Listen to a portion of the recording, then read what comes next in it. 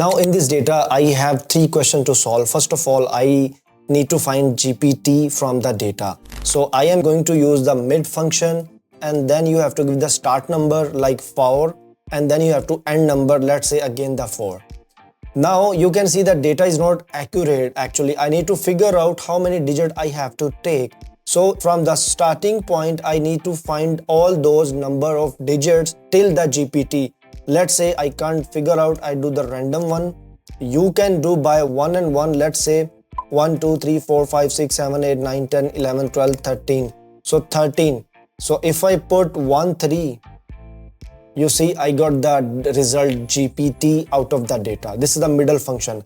Again, I can use the middle function from here, the second column, and I can get the same result.